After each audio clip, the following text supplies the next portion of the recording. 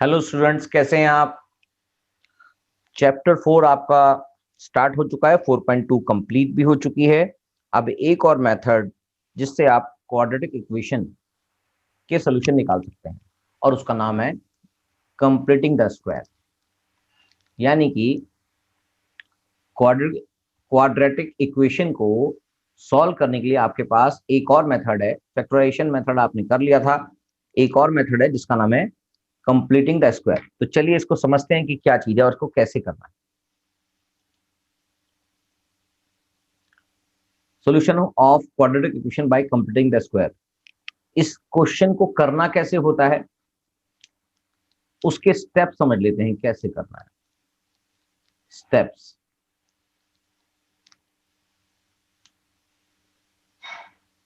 For solution of a quadratic equation.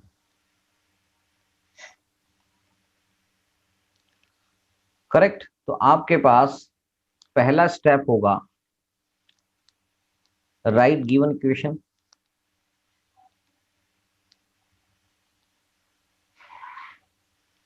In the form, in standard form, यानी कि a x square plus b x plus c equal to 0। उसके बाद क्या करेंगे आप, convert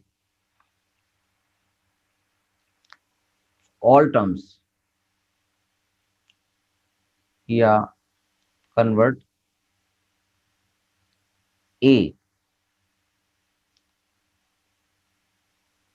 equals to 1 by dividing all terms by a।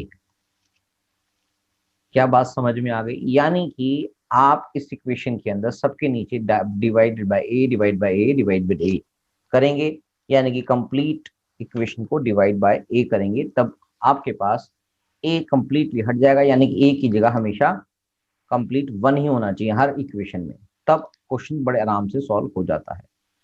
उसके बाद क्या करेंगे जी, उसके बाद करेंगे इक्वेट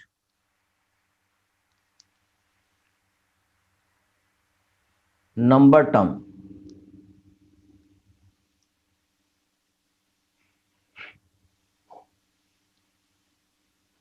जो यहां पर क्या है c,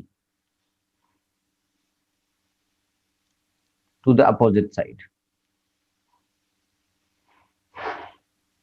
यानी कि आप c को इस साइड ले जाएंगे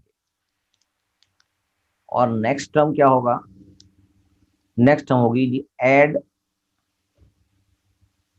b/2 both side, add b/2 both sides. और उसके बाद solve the equation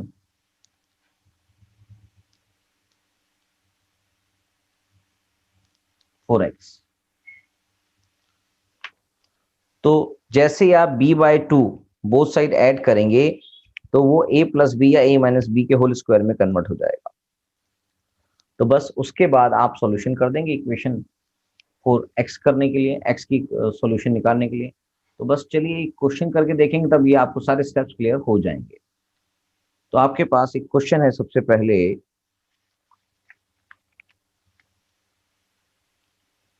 completing the square के लिए कोई भी एक नंबर क्वेश्चन उठा लेते हैं। एग्जांपल नंबर 7 उठा लेते हैं जी।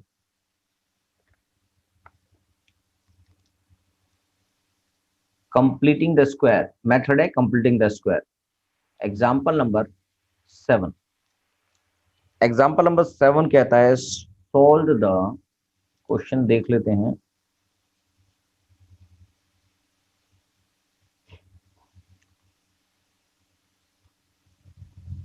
solve the equation given in example 3 by the method of completing the square।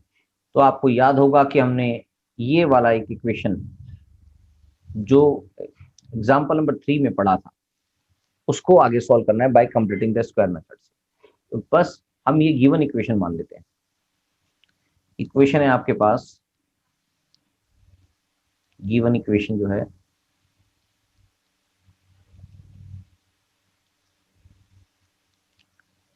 2x² minus 5x+3 equals to 0।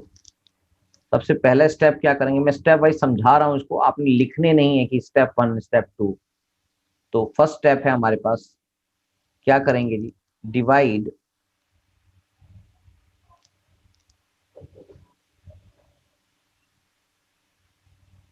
All terms by 2। क्योंकि यहां पर a2 है तो क्या करेंगे जी, 2x² divide by 2 minus 5/2x plus 3/2 equals to 0। Finally ये solve करेंगे तो आपके पास आ जाएगा x² minus 5/2x plus 3/2 equals to 0। यानी कि बस आपको x के साथ 1 ही लाना है हर क्वेश्चन में, पहला स्टेप हर बार ये होगा। तो 1 को हम लिखते नहीं, इसका मतलब x² माइनस 5/2x प्लस में 3/2 इक्वल्स टू 0। अब आगे सॉल्व करेंगे तो आपको सेकंड स्टेप जो है, स्टेप टू जो है आपको नंबर वाले टर्म्स को दूसरी साइड लेके जाना है। यानी कि x² minus 5/2 x equals to minus 3/2। और स्टेप 3 में क्या करना है, स्टेप 3 में करना है एड b/2 बोथ साइड। तो हमारे पास b क्या है सर, b हमारे पास है ये, दिस इज 5/2, करेक्ट। b हमारे पास 5/2 है, तो इसको कर लेते हैं x² plus 5/2 divided by 2, sorry ये तो सेम ही है, माइनस 5/2x प्लस इसमें ऐड करना है क्या, 5/2 अपॉन में 2 ऐड करना है b/2²। शायद हमने यहाँ पर भी स्टेप में भी रह गया था, हाँ, ऐड b/2² बोथ साइड्स, जिससे कि ये स्क्वायर नंबर बन जाएगा। तो add b/2² both sides equals to minus 3/2 plus में b/2²। फर्दर सॉल्व करेंगे तो ये जो टर्म बन चुकी है आपके पास, ये इसको और सॉल्व करते हैं पहले तो, x² minus 5/2x plus 5/4² equals to minus 3/2 plus में b/2, सॉरी यहां पर भी गलत हमने लिख दिया, b/2 मतलब 5/2 है यहाँ पर, तो ये आ गया 5/4²। अगर हम इसको ध्यान से देखेंगे तो ये समझ में आ जाएगा कि एक्चुअली ये फॉर्मूला लिखा हुआ है x प्लस या माइनस, माइनस का है क्योंकि ये बीच की जो टर्म है माइनस की, तो माइनस 5/4 होल का स्क्वायर, एक्चुअली ये फॉर्मूला बन रहा है। आपको दिखाई दे रहा होगा ये a² है, ये प्लस b² है, और -2ab अगर ये लिखा जाए तो -2ab है। तो -2ab कैसे होगा जी, -2 इंटू a जो 1 है into b that is 5/2 2ab that is 5/4। तो अगर इसको काट देंगे तो ये आ जाएगा 5/2। तो ये यहाँ लिखा है, क्या बात समझ में आ गई है। मैं यहाँ से हटा रहा हूँ इसको, तो आपके लिए फॉर्मूला तैयार हो गया कि माइनस का फॉर्मूला है। अगर यहाँ पर प्लस होता तो ये फॉर्मूला भी प्लस का बन जाता। क्या ये बात क्लियर हो गई है? हाँ सर ये बात क्लियर हो गई है। तो बस इसी चीज का हर बार ध्यान रखना है कि हम क्या कर रहे हैं। अगर आपको ये बात समझ में आ गई तो बस यहीं के बाद क्वेश्चन कंप्लीट हो जाएगा। फर्दर इसको सॉल्व कर देंगे तो -3/2 प्लस में 25/16 इसको एज इट इज यही रखना है, इसको फर्दर सॉल्व नहीं करना है। अभी आपको समझ में आ जाएगा कि क्या करना, यानी कि इसको सॉल्व करेंगे तो फर्दर माइनस डिवाइडेड, इसका एलसीएम ले लेंगे 16 माइनस 8, 8 8 और 8 3 जा, that is 24 plus 25 x minus 5/4 whole square equals to 1/16। इसको हम रूट में कन्वर्ट कर देंगे, x minus 5/4 equals to root of 1/16। इसका आंसर हमेशा प्लस माइनस में आएगा। इसका मतलब x इक्वल्स टू 5/4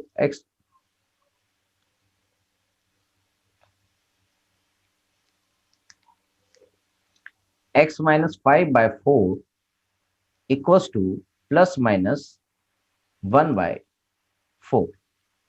रूट के बाहर आ गया। अब इसका मतलब इसके दो आंसर्स यहां पर नजर आ रहे हैं, यानी कि इसको हम ऐसे लिख सकते हैं x minus 5/4 equals to 1/4 and x minus 5/4 equals to minus 1/4 and ये दोनों आंसर x के लिए वैलिड है।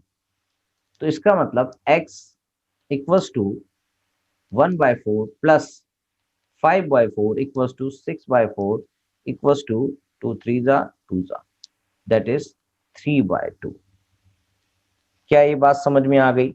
यानी कि एक x की वैल्यू ये आ गई, सोल्यूशन आ गया bye completing the square method से, और ऐसे ही x इक्वल्स टू 1/4 प्लस 5/4, ये माइनस का है तो इसकी वैल्यू आ जाएगी -1 plus 5 divide by 4, that is 4/4, और ये कट के आ जाएगा 1, तो x इक्वल्स टू 1। ये दूसरा इसका सोल्यूशन है। तो फाइनली आपके ये दोनों सोल्यूशन निकल आए हैं, या इसको एंड की जगह आप और लिखेंगे बेसिकली, और दोनों सोल्यूशन हो सकते हैं, पॉसिबिलिटी है।